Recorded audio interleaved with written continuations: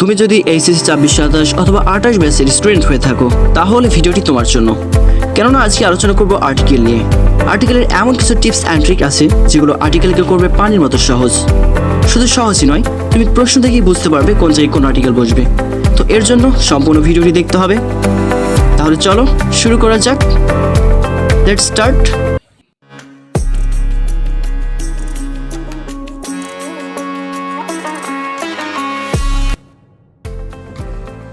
আসসালামু আলাইকুম বন্ধুরা, আজকে আলোচনা করব আর্টিকেলের এমন কিছু টিপস অ্যান্ড ট্রিক নিয়ে যেগুলো আর্টিকেলকে করবে পানির মতো সহজ। তো আর্টিকেলের বেসিকটা ক্লিয়ার থাকতে হবে। যদি টিপস অ্যান্ড ট্রিকগুলো একবার শিখে যাও তাহলে আর্টিকেল তোমাদের কাছে পানির মতো ইজি হবে। কেননা তোমরা প্রশ্ন দেখেই বুঝতে পারবে কোন জায়গায় কোন আর্টিকেলটি বসবে। তো এর জন্য আমরা প্রথমে বেসিকটা নিয়ে আলোচনা শুরু করি। তো বেসিকটা ক্লিয়ার করার জন্য আমরা একটি স্লাইড রেডি করেছি। তো স্লাইডটা তোমরা দেখলে অবশ্যই বুঝতে পারবে।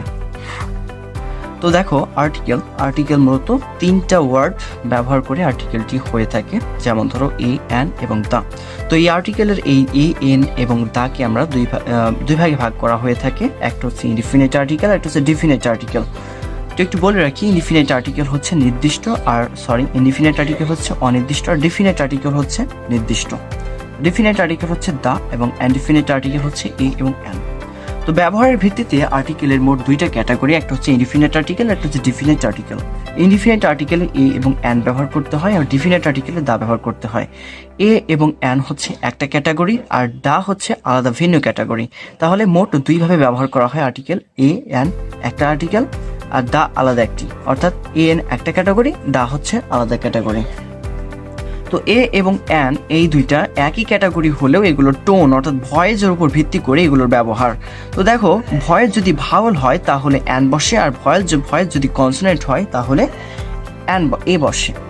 ভাওয়াল হলে এন বসে, কনসোনেন্ট হলে অবশ্যই এ বসে। এখন যদি জিজ্ঞাসা করে ভাওয়াল কোনগুলো, তাহলে অবশ্যই জেনে নিতে হবে ভাওয়ালটি হচ্ছে এ, ই, আই ও ইউ। ইংরেজি বর্ণমালাতে মোট 26টি লেটারের মধ্যে 5টি letter A, E, I O U এগুলো হচ্ছে ভাওয়াল, আর বাকি 21টি হচ্ছে কনসোনেন্ট। ঠিক আছে, ভাওয়াল বাদে বাকি 21টি হচ্ছে কনসোনেন্ট। তো যদি কোনো জায়গায় গ্যাপ থাকে এবং গ্যাপের পরে কোনো ওয়ার্ড যেমন ভাওয়াল থাকে তাহলে এন বসে, আর যদি কনসোনেন্ট ওয়ার্ড থাকে তাহলে এ বসে। তো এটাই হচ্ছে মেন। যেমন দেখো, Sumana is a beautiful girl. এখানে এটা ধরো গ্যাপ দেওয়া আছে, এখানে গ্যাপের পরে এই যে এখানে এই ওয়ার্ডটি হচ্ছে কি বি। বিউটিফুলের বিটা হচ্ছে কি, বিটা হচ্ছে একটি কনসোনেন্ট। এর ভেতরে নাই, ভাওয়ালের ভেতরে নাই, দ্যাট হচ্ছে কনসোনেন্ট হওয়ার কারণে এই বিটা হচ্ছে কনসোনেন্ট, এর জন্য এখানে এ বসলো। এখানে বি না হয়ে যদি কোনো এ এন ভাওয়াল ওয়ার্ড থাকতো তাহলে এখানে অবশ্যই ই বসতো, এন বসতো। তো এটা হচ্ছে মেইন ব্যাপার। আরেকটা বিষয় বলি, এটা যেহেতু উচ্চারণের উপর ভিত্তি করে, তাই অনেক সময় ভাওয়াল থাকা সত্ত্বেও কনসোনেন্টের মতো উচ্চারণ হয়, তখন কিন্তু আর এন বসে না, তখন কিন্তু এ বসে। আবার অনেক সময় দেখা যায় যে কনসোনেন্ট থাকা সত্ত্বেও কনসোনেন্টের উচ্চারণ কিন্তু ভাওয়ালের মতো হয়। ভাওয়ালের মতো হওয়ার কারণে এখানে কিন্তু এ না বসে আবার এন বসে। এটাই হচ্ছে ব্যতিক্রম। এখানে এটাই বলছে যে ভাওয়ালের উচ্চারণ যদি কনসোনেন্টের মতো হয় তাহলে এন না বসে এ বসে। আবার যদি কনসোনেন্টের উচ্চারণ ভাওয়ালের মতো হয় তাহলে এ না বসে এন বসে। তো এইটাই হচ্ছে মেন। দেখো ব্যতিক্রমটা আসলে কোন জায়গাতে। দেখো, ইউ হচ্ছে একটি ভাওয়াল। সচরাচর ইউ এর আগে, ইউ লেটার যুক্ত ওয়ার্ডের আগে অবশ্যই এন হওয়ার কথা ছিল, কিন্তু এই ক্ষেত্রে দেখো ইউ এর উচ্চারণ ইউ এর মতো হলে কি বসে, এন না বসে এ বসে। দেখো, ইউ ভাওয়াল হওয়া সত্ত্বেও ইউ এর উচ্চারণ যদি কনসোনেন্টের মতো হয়, ইউ কিন্তু কনসোনেন্ট, ইউ এর উচ্চারণ যখন ইউ এর মতো হবে তখন এটা কনসোনেন্টের মতো উচ্চারণ হবে। আর যখন ইউ এর উচ্চারণ আয়ের মতো হবে অর্থাৎ ভাওয়ালের মতো হবে তখন কিন্তু এন বসবে। এইখানে হচ্ছে ব্যতিক্রম। দেখো, ইউ অর্থাৎ ইউ এর উচ্চারণ ইউ এর মতোই হচ্ছে। ইউনিভার্সিটি এটা ইউ এর উচ্চারণ ইউ এর মতো হচ্ছে, তাহলে কি হবে, এই ক্ষেত্রে এন না বসে এ বসবে। ইউজফুল, ইউনিক, ইউরোপিয়ান এক্ষেত্রে সবগুলোতেই কিন্তু ইউ এর উচ্চারণ হচ্ছে, যার কারণে অবশ্যই এন না বসে এ বসবে। আর একটা বিষয়, ইউনিভার্সিটি, ইউজফুল, ইউনিক এবং ইউরোপিয়ান এই শব্দগুলো অবশ্যই মনে রাখতে হবে কিংবা মুখস্থ করলে ভালো হয়। এইটা হলো একটা ব্যতিক্রম রুলস। আরেকটা দেখো, ও এর উচ্চারণ যদি ওয়া এর মতো হয় তাহলে এন না বসে এ বসে। ও কিন্তু একটা ভাওয়েল। ভাওয়েল হওয়া সত্ত্বেও কেন এ বসছে? কারণ ভাওয়েলের উচ্চারণ ভাওয়েলের মতো হচ্ছে না, ভাওয়েলের উচ্চারণ ওয়া ওয়া মানে কি কনসোনেন্টের মতো উচ্চারণ হচ্ছে, যার কারণে এন না বসে এ বসছে। দেখো, 1 টাকা নোট, দিস ইজ এ 1 টাকা নোট, এখানে কিন্তু এন বসছে না ভাওয়েল হওয়া সত্ত্বেও। এটাও কিন্তু ব্যতিক্রম রুলস, এটাও মুখস্থ রাখতে হবে। তারপর দেখো, এগুলো মুখস্থ বলতে গেলে মনে রাখলেই চলবে, কিংবা কয়েকটা ভুলে গেলেও সমস্যা নেই, অবশ্যই মনে রাখার চেষ্টা করতে হবে এবং বুঝতে হবে, তাহলেই হবে। আরেকটা দেখো, এইস হচ্ছে একটি কনসোনেন্ট। কনসোনেন্ট হওয়ার সত্ত্বেও এইসের উচ্চারণ যখন ভাওয়েলের মতো হবে তখন এন এ না বসে এন বসবে, যদিও এটা কনসোনেন্ট। এইসের উচ্চারণ কেমন হচ্ছে? হয়ের মতো না হয়ে অয়ের মতো হচ্ছে। নিচে এমন কিছু শব্দ আমি দিয়েছি, দেখো এখানে দেখো অনেস্ট, এরকম কিছু শব্দ আমি লিখেছি, অবশ্যই এগুলো মুখস্থ রাখতে হবে। Honest, HONEST, honest. এখানে কিন্তু হনেস্ট না, এটা হচ্ছে অনেস্ট, ঠিক আছে? এই অনেস্ট অয়ের মতো উচ্চারণ হলো, যার কারণে এখানে অ্যান বসলো। তারপর দেখো হাওয়ার না, কিন্তু এটা হচ্ছে আওয়ার, আয়ের মতো উচ্চারণ হলো, অ্যান বসলো, কারণ ভাউল টোন, ভাউল উচ্চারণ, তাই ভাউলের মতো উচ্চারণ। তারপর দেখো হিয়ার, এখানেও অ্যান বসলো। হায়ার, এটার ক্ষেত্রে হায়ার না এয়ার, ঠিক আছে? হায়ার হবে না, এটা এয়ার হবে, এই ক্ষেত্রেও অ্যান বসলো। এই তিনটে শব্দ অবশ্যই মুখস্থ রাখতে হবে। তারপর দেখো, শব্দ সংক্ষেপের উচ্চারণ যদি ভাওয়েলের মতো হয় তাহলে অ্যান বসে, আর কনসোনেন্টের মতো হলে এ বসে, এটা মনে রাখতে হবে। শব্দ সংক্ষেপ কি? শব্দ সংক্ষেপ হচ্ছে এই যে এগুলো, দেখো একটু দেখাই। শব্দ সংক্ষেপ হচ্ছে এইগুলো: FCPS, DC, FRCS, BA, MP, BSc, SP, এগুলো হচ্ছে শব্দ সংক্ষেপ। এখন দেখো, এফ এর উচ্চারণ কি আসে? এ, তার মানে কি এটা ভাওয়েলের মতো উচ্চারণ। এখন তুমি বুঝবে কিভাবে কখন ভাওয়েলের মতো উচ্চারণ হচ্ছে আর কখন কনসোনেন্ট। তুমি বাংলাতে হয়তো বা অ গুলো দেখেছো, উচ্চারণ করার সময় যদি অ আ এভাবে অ আ সবগুলোর যদি মধ্যে যে কোনো একটা ওয়ার্ডের উচ্চারণ যদি এটাতে উচ্চারণ করতে মনে হয় যে ওটার মতো হচ্ছে, তাহলে বুঝবে এটা ভাওয়েল টোন, অর্থাৎ ভাওয়েল উচ্চারণ। দেখো, এফ তার মানে এর উচ্চারণ, FCPS এর উচ্চারণ। তারপর দেখো উচ্চারণ এম, দেখো এম, তাহলে এ আসছে প্রথমে, MP। তারপর দেখো এ দন্তাস্য, তাও এ আসছে, SP, তাহলে সবগুলো ভাওয়েল টোন, আর অ্যানি বসছে। এটার ক্ষেত্রে দেখো, ডি, ডয় হস্যিতে ডি, এখানে কিন্তু কনসোনেন্ট, ঠিক আছে? হস্যিকার আসছে, ডিসি, ঠিক আছে? BA, তো এই প্রথম অক্ষরটা অবশ্য বানান করবে, প্রথমে শব্দ সংক্ষেপের যে অক্ষরে থাকুক এটা বাংলাতে বানান করবে। যেমন ডয় হস্যিতে ডি, এই ডয়ের উপরে হস্যিকার আসছে, হস্যিকার আসলে হবে না। অর ভিতরে অ থেকে শুরু করে সম্পূর্ণ ওয়ার্ড যদি প্রথমে আসে তাহলে সেই ওয়ার্ডটা হবে ভাওয়েল। তো এখানে দেখো ডি, ডয় হস্যিতে DC, এটা কিন্তু কনসোনেন্টের উচ্চারণ হচ্ছে, যার কারণে এখানে এ বসলো। BA, বয় হস্যিতে BA, এটাও হবে না। BSc, তো এগুলো সবগুলোর ক্ষেত্রে কনসোনেন্ট উচ্চারণ, যার কারণে এ বসলো। এটাই গেল। এবার দেখো, NA ভার্সেস দা, NA ভার্সেস দা, অর্থাৎ কখন NA বসবে আবার কখন দা বসবে, এটা একটা শর্টকাট রুলস আমি এখানে কিছু দিয়েছি।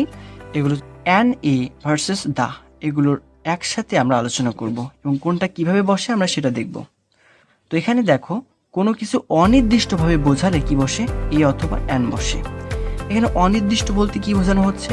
মানে নির্দিষ্ট না, যে একটা নির্দিষ্টই, তাহলে দা বসে। আর এখানে অনির্দিষ্ট, তাহলে কি বসে? এ অথবা অ্যান বসে। এখানে একটু লক্ষ্য করো, আমি একটা কুকুর দেখেছি, I saw a dog। তারপর দেখো, she has an apple, আমি একটা কুকুর দেখেছি। এখানে কুকুরটা কোন কুকুর? মানে পৃথিবীতে সমস্ত কুকুরের মধ্যে যে কোনো একটা কুকুর কি সে দেখেছে, কিন্তু সেটা কোন কুকুর তা এখানে নির্দিষ্ট করে বলা হচ্ছে না, তার কারণে এখানে কি বসলো? A dog. অথবা অ্যান অ্যাপেল, পৃথিবীর সমস্ত আপেলের মধ্যে যে একটা আপেল, তার কাছে একটা আপেল আছে। তো এটার ক্ষেত্রে কি হবে, অ্যান বসলো, কিন্তু এ অথবা অ্যানের ভিতরে যে কোনো একটা বসলো টোন অনুযায়ী, কিন্তু দা বসলো না। ঠিক আছে। আর দেখো নির্দিষ্ট করে যদি বলে যে এখানে একটু লক্ষ্য করো, এই যে দায়ের ব্যবহারটা যদি একটু লক্ষ্য করো তাহলে বুঝবে। দেখো কোনো কিছু নির্দিষ্টভাবে বোঝালে দা বসে, মানে নির্দিষ্ট করে বোঝাবে। ধরো এই কলমটা আমার কাছে আছে, আমি এই কলমটার কথাই বলছি, তাহলে কি হবে, তাহলে অবশ্যই দা হবে। ঠিক আছে। কিন্তু আমি পৃথিবীর সমস্ত কলমের মধ্যে যে কোনো একটা কলম নিয়ে আলোচনা করছি, তাহলে কিন্তু আমাদের দা বসবে না। ঠিক আছে। তো আমি যেহেতু এই কলম নিয়ে আলোচনা করব, তখন দা বসবে। এখানে একটু লক্ষ্য করো, কোনো কিছু নির্দিষ্টভাবে বোঝালে দা বসে। ঠিক আছে। যেমন ধরো এখানে I saw a dog, the dog was black. দেখো এখানে প্রথমে আলোচনা করা হয়েছে, আবার এই কুকুর নিয়ে পরে আলোচনা করা হচ্ছে। যে বলছে আমি একটা কুকুর দেখেছি এবং কুকুরটা ছিল কালো। ঠিক আছে, কুকুর দেখেছি সেটা কালো ছিল। তো দেখো এখানে দুইটা ওয়ার্ড যখন একসাথে, একটা ভাবগত রুলস। ঠিক আছে। এখানে প্রথমবার আলোচনা করছে তখন এ ডগ, এটা যখন প্রথমবার আলোচনা করছে তখন পৃথিবীর সমস্ত কুকুরের মধ্যে একটি। আর যখন এইখানে আলোচনা করছে তখন প্রথমবার যে আলোচনা করেছিল যে কুকুরটা, সেই কুকুরটা নিয়ে আবারও আলোচনা হচ্ছে, তাহলে এটা নির্দিষ্ট হয়ে গেল, যার কারণে এখানে তা বসলো। এইটাই হচ্ছে মেন ব্যাপার। আরেকটা দেখো, ক্লোজ দ্য ডোর। ডোর একটা ডোরি, সেটাকে কি বলছে, বন্ধ করো। ঠিক আছে, ক্লোজ দ্য ডোর, ক্লোজ দরজাটি বন্ধ করো। ঠিক আছে। এইটার ক্ষেত্রে নির্দিষ্টতার কারণেই দা বসছে। এইটা হচ্ছে মেন। আরেকটা রুলস দেখায়, যেখানে তাই বলছে। তাহলে মেইন বিষয়টি কি আসছে, এ বুক এর অর্থ হচ্ছে একটা বই, যা নির্দিষ্ট। যখন বলবো দা বুক, তখন হবে বইটি, ওই বইটিকেই বোঝাবে যে বইটি নিয়ে আমরা কথা বলেছি, তখন নির্দিষ্ট হবে। আর এ বুক এটা অনির্দিষ্ট। দেখো যদি এ বুক হয় তাহলে একটা বই, পৃথিবীর সমস্ত বইয়ের ভিতরে একটা বই, এটা অনির্দিষ্ট। আর যখন বলবে দা বুক, তখন বইটি, যে বইটি তার কাছে আছে সেই বইটিকেই নির্দিষ্টভাবে বোঝাচ্ছে, এটা কি নির্দিষ্ট। তারপর দেখো অ্যান এগ, একটা ডিম। অ্যান এগ একটা ডিম, এটা কিন্তু অনির্দিষ্ট, সমস্ত ডিমের ভিতরে একটা ডিমকে বোঝানো হচ্ছে। আরেকটা দেখো আরেকটা দেখো দ্য এগস, ডিমটা, ওই নির্দিষ্ট ডিমকেই বোঝানো হচ্ছে, তাহলে এটা নির্দিষ্ট, যার কারণে এখানে দা বসলো। এটাই হচ্ছে মেইন রিজন। সো নেক্সট, এই যে পৃথিবীর বা যে কোনো জিনিসকে নির্দিষ্টভাবে নির্দেশ করলে দা বসে, এটা এখানে বলছে। তারপর একটা রুলস দেখো, কোনো জাতি, কোনো এক অদ্বিতীয় বা জনপ্রিয় কোনো কিছুর আগে অবশ্যই দা বসে। এগুলো শুধু মনে রাখতে হবে, মুখস্থর দরকার নেই। এই তো এখন চলে আসলাম সুপার টেকনিকে। এখন আলোচনা করব সুপার টেকনিক। এতক্ষণ যদি তোমরা কিছু নাও বুঝে থাকো, তাহলে এই সুপার টেকনিকগুলো যদি তোমরা দেখো, পরীক্ষার আগেও যদি দেখো, তাহলে তোমরা নিশ্চিতভাবে পরীক্ষাতে 5 মার্কের ভিতরে 3 মার্ক তোমরা অবশ্যই তুলতে পারবে। তো দেখো প্রশ্নটা হচ্ছে এমন, প্রশ্ন দেখেই আনসার করার লজিক্যাল টিপস অ্যান্ড ট্রিক। প্রশ্ন দেখলেই তোমরা বুঝতে পারবে কোন জায়গায় কি বসবে, এ অথবা অ্যান। এটা যদি একবার একটু ভালো করে মনোযোগ সহকারে দেখো, তাহলে তোমাদের 3 মার্ক অন্তত তোমরা তুলতেই পারবে, কোনো ব্যাপার হবে না। আর যদি পুরো ভিডিওটা তোমরা দেখো, তাহলে আমি কথা দিচ্ছি এই ভিডিওটাই শেষ, অন্য কোনো ভিডিও তোমাকে আর দেখতে হবে না, তোমরা আর্টিকেল ফ্রি হ্যান্ডে করতে পারবে। তবে হ্যাঁ, প্র্যাকটিসের উপরে আর কিছু হয় না। তো প্র্যাকটিস না করলে কোনো কিছুই বোঝা সম্ভব নয়। আমি আরেকটা ক্লাস নিব অবশ্যই প্র্যাকটিসের, এবং কিভাবে তুমি তোমার বোর্ড কোয়েশ্চেন সলভ করবে সেটা নিয়ে আরেকটা ক্লাস অবশ্যই নিব। যদি এই ভিডিওটা ভালো করে দেখো, তাহলে ইনশাল্লাহ তোমার অনেকটাই ক্লিয়ার হয়ে যাবে। তো দেখো টিপসগুলো নিয়ে আলোচনা করি। তো বলছে প্রশ্ন দেখে আনসার করার লজিক্যাল টিপস। প্রথমে দা নিয়ে আলোচনা করি, ঠিক আছে। 1 নম্বর রুলসটা দেখো, অফের আগে নাউন, তার আগে দা বসে। এখানে নাউন থাকতেও পারে, নাও পারে, কিন্তু এটা দেখো অফের আগে নাউন, তার আগে দা বসে। তাহলে এই স্ট্রাকচারটা মনে রাখতে হবে, the plus noun plus of plus noun. তাহলে কি বসে, এই যে এখানে একটা উদাহরণ দিয়েছি, the cover of the book, the cover of the book. এখানে অফের আগে নাউন, কাভার তার আগে দা বসলো, এখানে নাউন তার আগে দা বসলো, ঠিক আছে। এটা এখানে দেখো, দ্য ক্যাপিটাল অফ বাংলাদেশ, অফের আগে নাউন, তার আগে দা বসে, অফের আগে নাউন, তার আগে দা বসে। এই অফের আগে নাউন থাকতেও পারে, নাও পারে। রুলসটা খেয়াল করো, একটাই জিনিস হলে, মানে পৃথিবীতে ইউনিক একটাই জিনিস আছে, অদ্বিতীয়, 2 নম্বর 2টা কোনো কিছু নেই, তাহলে কিন্তু কি বসে, দা বসে। যেমন দেখো, the sun, the moon, the earth. তবে আরেকটা বিষয় এখানে দেওয়া হয়নি, আমি বলে দিই, সৃষ্টিকর্তার ক্ষেত্রে কখনো দা বসে না, দ্য গড, দ্য আল্লাহ এমন কখনো হয় না। তো কোনো কিছুর সম্পর্কে আলোচনা যদি দ্বিতীয়বার করা হয়, সেক্ষেত্রে অবশ্যই দা বসে। প্রথমবার একটা বস্তু বা কোনো কিছু নিয়ে যদি প্রথমে আলোচনা শুরু হয়, তাহলে অবশ্যই এ বসে, এবং দ্বিতীয়বার আলোচনা করার ক্ষেত্রে সেটার ক্ষেত্রে দা বসে। যেমন, আই স এ ক্যাট, আমি একটি বিড়াল দেখেছি, আই স এ ক্যাট। কিন্তু এই ক্যাটকে আবার যদি আলোচনায় নিয়ে আসা হয়, তাহলে কিন্তু এখানে এ না বসে, এ অথবা এন না বসে সরাসরি দা বসবে। কেন, এখানে প্রথমবার না, এটা দ্বিতীয়বার আলোচনা হচ্ছে। দেখো, দ্য ক্যাট ওয়াজ হোয়াইট, বিড়ালটি ছিল সাদা। I saw A cat, the cat was white. এখানে দেখো, একটা বিড়াল নিয়ে আলোচনা হচ্ছে, পরে আবার বিড়ালটির সম্পর্কে বলছে যে বিড়ালটি সাদা ছিল। এইটা গেল 3 নম্বর রুলস দায়ের ক্ষেত্রে। তো দেখো, 4 নম্বর রুলসটা হচ্ছে সুপারলেটিভ থাকলে দা বসে। এটা হচ্ছে একটি জেনারেল রুলস। দেখো, দা প্লাস ইএসটি আমরা সুপারলেটিভ ডিগ্রিতে করেছি। এখানে দা একটা শব্দ, তার শেষে ইএসটি যুক্ত থাকবে, দা একটা শব্দ, ইএসটি যুক্ত থাকবে, এটাই। তাহলে superlative degree, best, biggest, most, শেষে ইএসটি যুক্ত শব্দের আগে অবশ্যই দা বসে। যেখানেই দেখবে এরকম, সেখানে চোখ বন্ধ করে অবশ্যই দা বসিয়ে দিবে, কোনো প্রবলেম হবে না, ইনশাল্লাহ সবগুলো ঠিক হবে। তারপর দেখো, 5 নম্বর রুলসটা হচ্ছে অর্ডিনাল নাম্বার। অর্ডিনাল নাম্বার কোনগুলো, ফার্স্ট, সেকেন্ড, থার্ড, লাস্ট, এরকম। দ্য ফার্স্ট, দ্য সেকেন্ড, যেখানে এই সকল অর্ডিনাল নাম্বারগুলো থাকবে, সেখানেই তোমরা সরাসরি দা বসাই দিবা, কোনো সমস্যা হবে না। 5 নম্বর রুলস শেষ। 6 নম্বর রুলসে দেখো, বাদ্যযন্ত্রের নামের আগে অবশ্যই দা বসে। যে কোনো বাদ্যযন্ত্রের নামের আগে তোমরা সরাসরি দা বসাই দিবা। বাদ্যযন্ত্র কোনগুলো, যেমন দেখো, দ্য গিটার, দ্য পিয়ানো, এগুলো সবগুলোর আগে কিন্তু দা বসে। যে কোনো বাদ্যযন্ত্র দেখলেই যে কোনো বাদ্যযন্ত্রের নামের আগে তোমরা সরাসরি দা বসাই দিবা নিশ্চিন্তে। 7 নম্বরটা দেখো, সেম, অনলি, ভেরি থাকলে দা বসে। সেম, অনলি, ভেরি থাকলে দা বসে। যেমন, the same, the only, the very, এরকম, ঠিক আছে। যেখানে এই সকল শব্দগুলো আগে গ্যাপ থাকবে, সেখানে তোমরা দা বসাই দিবে নিশ্চিন্তে, কেননা এগুলো 99%ই সঠিক। কিন্তু মাঝে মাঝে ভাবগত দিক থেকে অনেক সময় ভুল হয়। তো যদি তোমরা পরীক্ষার আগে এই টিক্সগুলো একটু লক্ষ্য করো এবং প্র্যাকটিস করো, তাহলে ইনশাল্লাহ তোমরা বিষয়টি বুঝতে পারবে, ভাবগত দিকটাও তোমরা নিজেরাই বুঝে ফেলবে।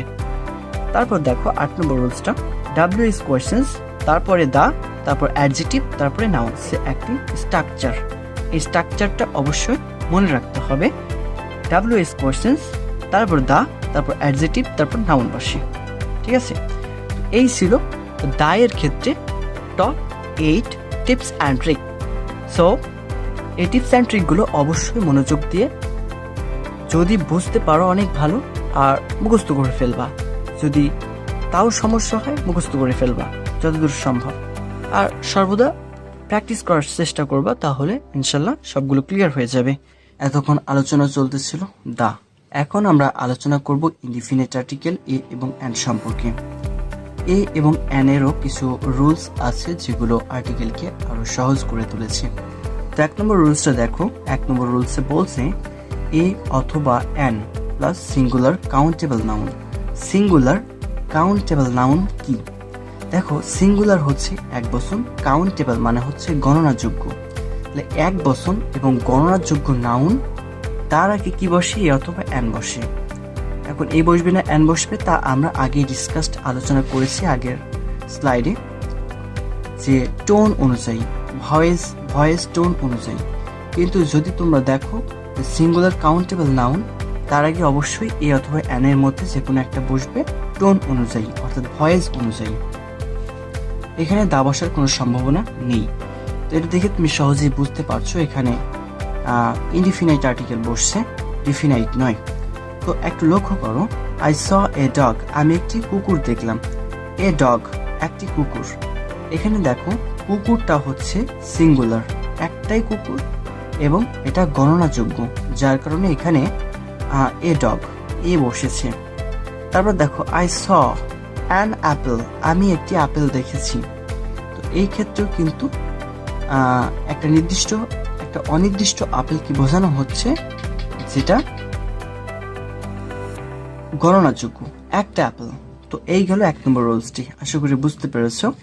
তারপরে 2 নম্বর রুলসটা দেখো, subject plus be plus a অথবা এন প্লাস প্রফেশন, অর্থাৎ subject plus be verb plus a অথবা এন, তারপর একটা প্রফেশন বা পেশা বোঝাবে।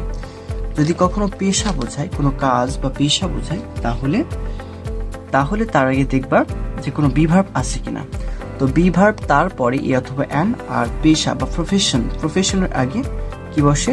এ অথবা এন বসে ভয়েস অনুযায়ী। তো এখানে দেখো, he is a doctor, he is a doctor, he is an engineer, voice অনুযায়ী পরিবর্তন হচ্ছে। কিন্তু এটা একটা প্রফেশন, তার আগে একটা বি ভার্ব কি? এই যে is, am, is, are, was, were, এগুলো হচ্ছে সবই বি ভার্ব। তো এখানে ইজ বি ভার্ব ব্যবহার করা হয়েছে। তো হি ইজ স্ট্রাকচারের সাথে দেখো মিলে যাচ্ছে, সাবজেক্ট তারপর একটা বি, এই যে বি ভার্ব, তারপর ই অথবা এন, তারপর প্রফেশন। তো এটা মিলে যাচ্ছে। এই স্ট্রাকচারটা অবশ্যই মুখস্থ করবা অথবা মনে রাখবা। তারপর 3 নম্বর রুলসটা দেখো, বি ভার্ব প্লাস এ অথবা এন প্লাস নাউন। যে কোনো নাউনের আগে যদি গ্যাপ থাকে এবং তার আগে যদি বি ভার্ব থাকে, অর্থাৎ বি ভার্বের পরে এবং নাউনের আগে যদি গ্যাপ থাকে, তাহলে ই অথবা এন বসে। তাহলে এই স্ট্রাকচারটা মনে রাখবা, তাহলেই ক্লিয়ার হবে। আর একটা মজাদার রুলস দেখো, 4 নম্বর, যেটা হোয়াট প্লাস ই অথবা এন প্লাস অ্যাডজেক্টিভ। এখানে একটা অ্যাডজেক্টিভ থাকবে, যেমন what a nice girl, what a nice, what, তারপরে একটা ই অথবা এন বসবে ভয়েস অনুযায়ী, তারপরে অ্যাডজেক্টিভ থাকবে। এভাবে করে, আর এটা এক্সক্লেমেটরি সেন্টেন্সে বেশি ব্যবহার করা হয়। 4 নম্বর রুলসটা অবশ্যই দেখে রাখবে, হোয়াট প্লাস ই অথবা এন প্লাস হচ্ছে adjective. What a beautiful girl, এটা একটা এক্সক্লেমেটরি সেন্টেন্স।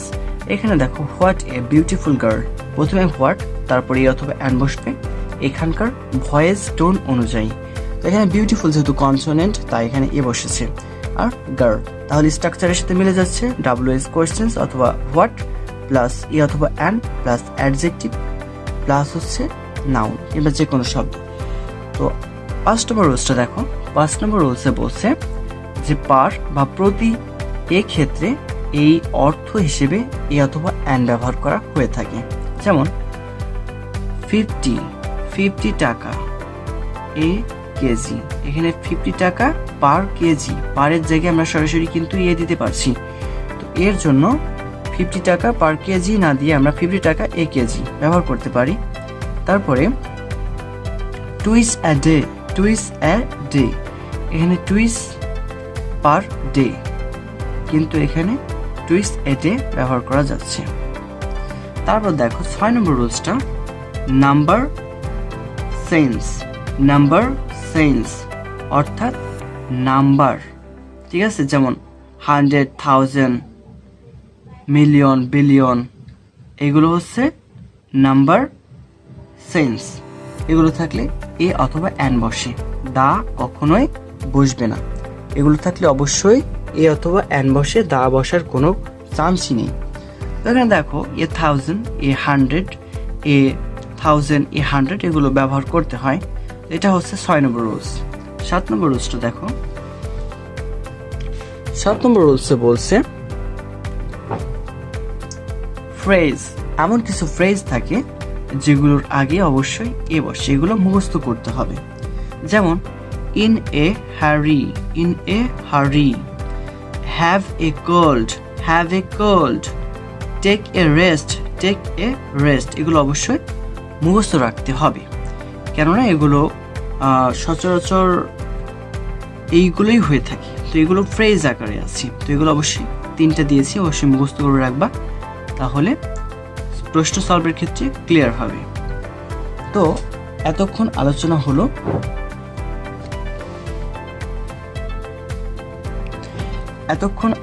চলতেছিল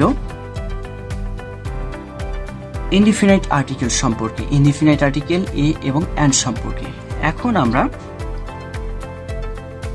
এমন রুলস পড়বো যেখানে কোনো আর্টিকেল ব্যবহারই হয় না, অর্থাৎ ক্রসের ব্যবহার শিখবো। নো আর্টিকেল কোথায় কোথায় ব্যবহার করে সেটা আজকে দেখে নিই। দেখো আমরা এটা যাতে খুব সহজে মনে থাকে এর জন্য আমরা স্ট্রাকচার দিয়েছি। স্ট্রাকচারগুলো অবশ্যই মনে রাখলে তোমরা স্ট্রাকচারগুলো দেখেই প্রশ্নে মিল করে সরাসরি বুঝতে পারবে যে এখানে ক্রস হবে। দেখো 1 নম্বর রুলসে কি বলে, cross plus plural noun, cross plus plural noun. আগে আমরা পড়েছি সিঙ্গুলার এক বছর, কিন্তু এখানে প্লুরাল নাউন অর্থাৎ অনেকগুলো, ঠিক আছে, নাউনের পরিমাণটা হবে অনেকগুলো, ঠিক আছে, তাহলে ক্রস ব্যবহার হবে। একটা উদাহরণ দেখো, এখানে ডগস আর ফেইথফুল, এখানে ডগসের সাথে এস যুক্ত আছে, এটা কিন্তু প্লুরাল ফর্ম, প্লুরাল হওয়ার কারণে এখানে ক্রস। তারপর দেখো বুকস আর ইউজফুল, এখানে কিন্তু ক্রস, এখানে কোনো আর্টিকেল ব্যবহার করা যাবে না, কেননা বুকস ডগস অনেকগুলোকে বোঝাচ্ছে, এর কোনো নির্দিষ্টতাই নেই, যার কারণে এক্ষেত্রে কোনো আর্টিকেল ব্যবহার করা হয় না। এই গেল 1 নম্বর রুলস। দেন আমরা আলোচনা করব 2 নম্বর রুলস। 2 নম্বর রুলসটা দেখো, ক্রস প্লাস আনকাউন্টেবল নাউন। আমরা তখন পড়লাম প্লুরাল নাউন, এখন দেখব আনকাউন্টেবল নাউন, অর্থাৎ গণনাযোগ্য নয় এমন নাউনই হচ্ছে আনকাউন্টেবল।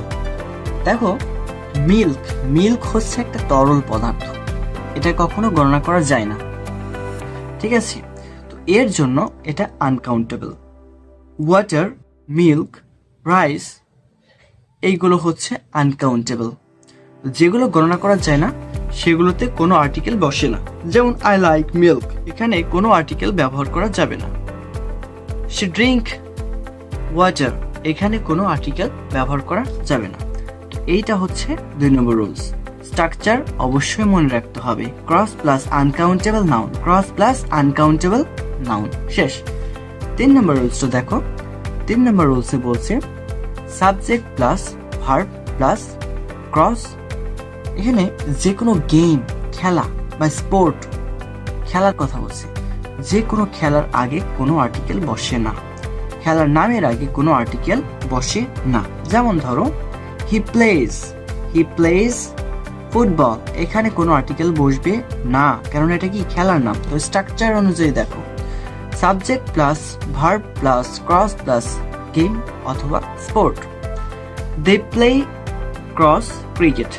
ক্রিকেট, এখানে কোনো আর্টিকেল বসবে না। এটা হচ্ছে 3 নম্বর রুলস।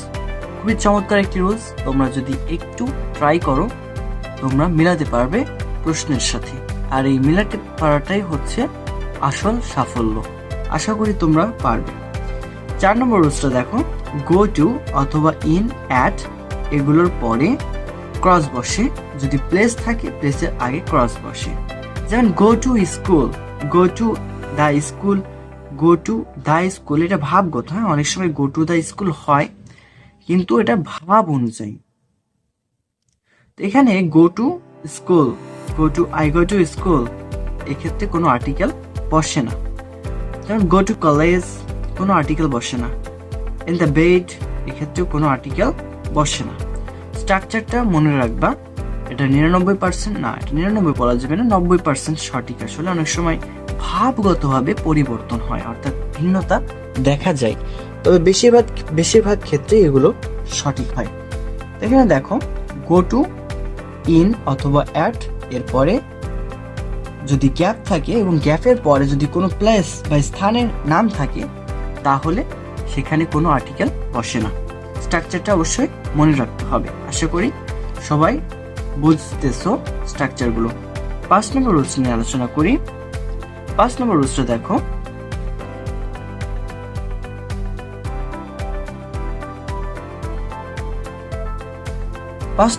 হচ্ছে প্রথমে সাবজেক্ট প্লাস লাইক অথবা লাভ, তারপরে ক্রস, তারপরে নাউন। তো যদি প্রথমে সাবজেক্ট থাকে, তারপর লাইক অথবা লাভ, তারপরে যদি গ্যাপ থাকে এবং তারপরে যদি একটা নাউন থাকে তাহলে এই গ্যাপে কোনো আর্টিকেল বসে না। একটা উদাহরণ দিয়ে আমরা ক্লিয়ার করি। আই লাইক ম্যাঙ্গো, এখানে ম্যাঙ্গো একটা কি নাউন, তার আগে লাইক, তার আগে গ্যাপ আছে এবং তার আগে আবার হচ্ছে একটা লাইক অথবা লাভ, যে কোনো একটা থাকতে পারে। তো দেখো লাইকের পরে কোনো আর্টিকেল বসে না এবং গ্যাপের পরে যদি নাউন থাকে এবং তার আগে যদি গ্যাপ থাকে তাহলে এখানে কোনো আর্টিকেল বসবে না। ঠিক একইভাবে শি লাভস মিউজিক, এক্ষেত্রেও কোনো আর্টিকেল বসবে না। এই গেল 5টি রুলস। এরপরে আলোচনা করব 6 নম্বর রুলসে। তাহলে দেখো 6 নম্বর রুলসটা হচ্ছে এরকম। প্রথমে ক্রস, তারপরে ব্রেকফাস্ট, লাঞ্চ, ডিনার। আমরা যে 3 বেলা খাই সেই 3 বেলা খাওয়ারের ইংরেজি নাউন এর আগে কোনো আর্টিকেল বসে না। এটা মনে রাখবা যে ব্রেকফাস্ট, লাঞ্চ এবং ডিনার এর আগে কোনো আর্টিকেল বসে না। যেমন হ্যাভ ব্রেকফাস্ট, ইট ডিনার, এক্ষেত্রে কোনো আর্টিকেল বসে না। খুব ইম্পর্ট্যান্ট এবং গুরুত্বপূর্ণ একটি রুলস, অবশ্যই স্ট্রাকচারটা মনে রাখতে হবে। Cross plus breakfast, lunch and dinner, এগুলোর আগে কোনো আর্টিকেল বসে না, ব্যাস শেষ। 7 নম্বর লেখো, ল্যাঙ্গুয়েজ ইংরেজি, বাংলা, এবং ইংরেজির আগে কোনো আর্টিকেল বসে না, বাংলার আগেও কোনো আর্টিকেল বসে না, ইংলিশ আর্টিকেল বসে না। He speak English, just English বলতে হবে, হি স্পিক ইংলিশ, সেখানে কোনো আর্টিকেল ব্যবহার করা যাবে না। এইটা হচ্ছে 7 নম্বর রুলস। দেন 8 নম্বর রুলসটা হচ্ছে এরকম, cross plus subject plus study, cross plus subject plus study. এই ক্ষেত্রে দেখো স্টাডি, যে কোনো সাবজেক্ট যেগুলো স্টাডি করি আমরা, যেমন আই স্টাডি ম্যাথ, এক্ষেত্রে কোনো আর্টিকেল বসবে না।